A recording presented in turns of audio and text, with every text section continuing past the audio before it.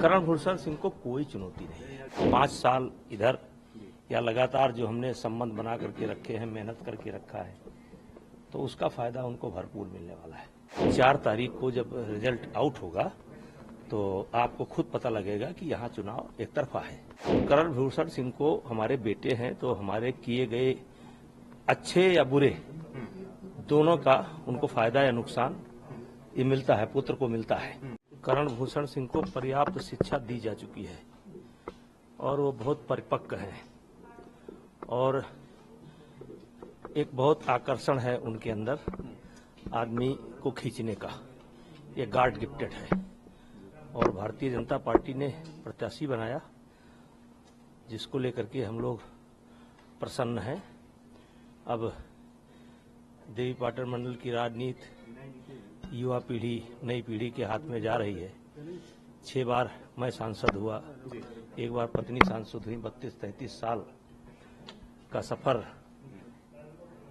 संसदीय क्षेत्र में रहा। उसके अलावा लगभग 40-45 साल से हम क्षेत्र की जनता से जुड़े हैं। इस बार का चुनाव किस तरीके से रोचक रहने वाला है? कर्ण भूषण अगर मैदान में है तो जीत का मार्जिन क्या रहने वाला है? और आप आशीर्वाद अगर दे रहे हैं तो एक आपका भी वही सवाल है, आपका भी वही सवाल। करण भूषण सिंह को कोई चुनौती नहीं है और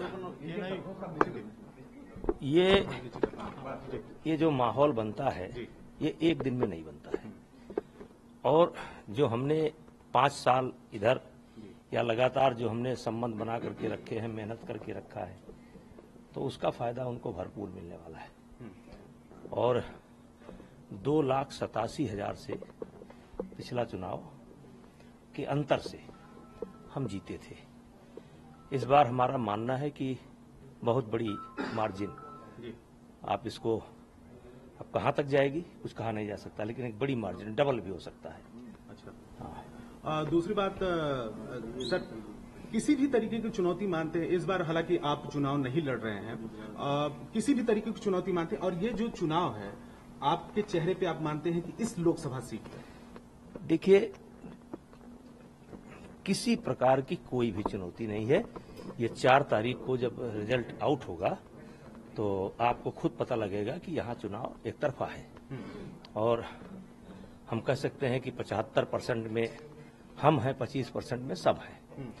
और करण भूषण सिंह को हमारे बेटे हैं, तो हमारे किए गए अच्छे या बुरे दोनों का उनको फायदा या नुकसान ये मिलता है, पुत्र को मिलता है।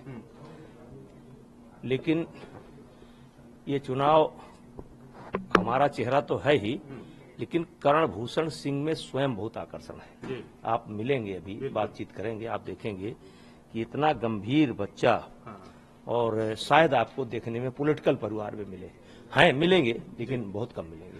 एक सवाल और है कि आपने राजनीतिक गुरु और एक पिता के तौर पर, क्योंकि बहुत लंबा करियर है आपका, कोई टिप्स, कोई उनको सीख दिया है कि एक लंबे करियर के तौर पर वो रह सके फील्ड में? देखिए, डायरेक्ट इनडायरेक्ट मैं देता ही रहता हूँ। हाँ। जैसे मैंने बचपन में कहा था, देखिए मुझे तमाम पदवियों से नवाजा जाता, तमाम, मतलब कुछ छोड़ा नहीं जाता है। लेकिन मैंने एक सीख हमारे गुरु ने दिया था, वो हनुमानगढ़ी के पहलवान थे, बहुत बड़े पहलवान थे, हरिशंकर दास जी ने। उन्होंने हमसे कहा था, बेटा किसी शरीफ को और किसी गरीब को कभी तकलीफ मत देना, जाने अनजाने हो भी जाए तो उससे माफी मांग लेना।